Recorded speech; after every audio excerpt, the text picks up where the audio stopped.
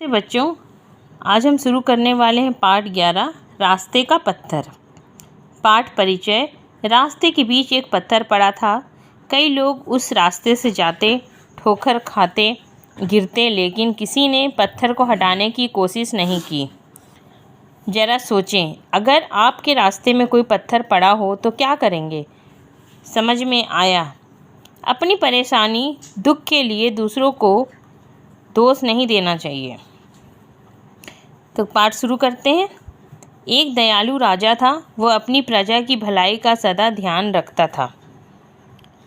एक दिन प्रातः राजा सैर के लिए निकला।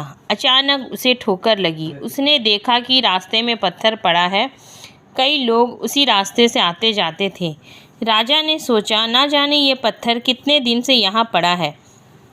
देखता हूँ इसे कौन यहाँ से हटाता है। राजा पास ही एक पेड़ के पीछे छिप गया। थोड़ी देर में ग्वाला डिब्बे में दूध लेकर उधर से निकला। उसने पत्थर नहीं देखा और ठोकर खाकर गिर पड़ा। ग्वाले के घुटने पर चोट लगी और सारा दूध बह गया। वह बड़ी मुश्किल से उठा और बड़बड़ाता हुआ बोला, रास्ते में इतना बड़ा पत्थर पड़ा हुआ है और कोई उसे हटाता नहीं। मेरा इतना दूध गिर गया। ग्वाला लंगड़ाता हुआ अपने रास्ते चला गया। उसने भी पत्थर नहीं हटाया। जैसे ही राजा पेड़ के पीछे से निकला, उसे घोड़े की टाप सुनाई दी। वह फिर से पेड़ के पीछे छिप गया। इतने में घोड़ा पत्थर के पास आ गया। राजा ने देखा घोड़े पर एक सिपाही बैठा है। वो मस्ती से गा रहा है। अचानक घोड़े को पत्थर से ठोकर लगी। घोड़ा हटा। सिपाही गिरते गिरते बचा। उसने नीचे देखा और ऊंचे स्वर में बोला, मैं कई दिन से इस पत्थर को यहाँ पड़ा हुआ देख रहा हूँ, पर कोई इसे हटाता नहीं। यहाँ के लोग बहुत आलसी हैं। सिपाही ने अपना घोड़ा आगे बढ़ाया और दूर निकल गया। कुछ ही देर में एक बूढ़ा आदमी अपने सिर पर फलों की टोकरी लिए आया और पत्थर से ठोकर खाकर गिर पड़ा। उसके सारे फल रास्ते में बिखर गए। एक लड़का दौड़ता हुआ आया और बूढ़े को उठाते हुए बोला, कहीं चोट तो नहीं लगी? नहीं बेटा, पर मेरा फल। बूढ़े ने कहा, आप यहीं रुकिए, मैं अभी फल उठाकर टोकरी में रख देता हूँ। लड़के ने कहा। उसने सभी फल उठाकर बूढ़े की टोकरी में रख दिए। बूढ़ा चला गया। लड़के ने इधर उधर देखा और फिर रास्ते से पत्थर हटाने लगा। पत्थर थोड़ा सा हिला और फिर अपनी जगह पर आ गया। उसने इधर उधर देखा और फिर पत्थर को हटाने की कोशिश करने लगा। अचानक पत्थर हिल गया। लड़के ने देखा कि एक आदमी उसकी सहायता कर रहा है।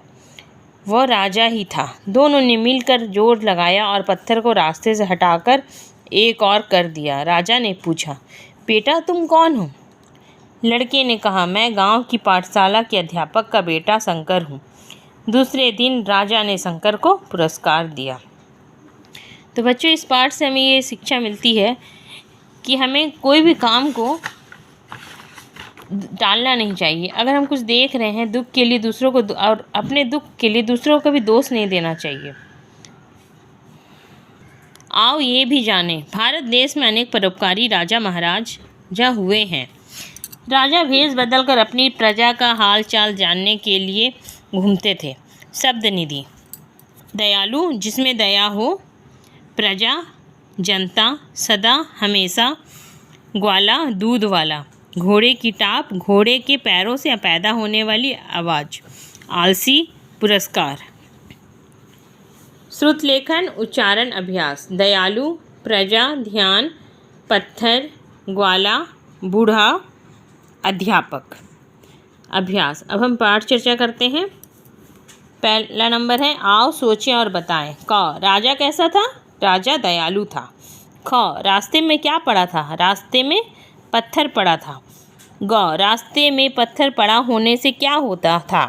रास्ते में पत्थर पड़ा होने के कारण जो भी मुसाफिर आते जाते थे उन्हें चोट लग जाती थी और उनका नुकसान हो जाता था। प्रश्न 2, प्रश्नों के संक्षिप्त उत्तर लिखिए। राजा को किससे ठोकर लगी? राजा को रास्ते पर पड़े पत्थर से ठोकर लगी। बूढ़े की मदद किसने की? बूढ़े की मदद गांव की पाठशाला के अध्यापक के बेटे शंकर ने की। राजा पेड़ के पीछे क्यों छिप गया?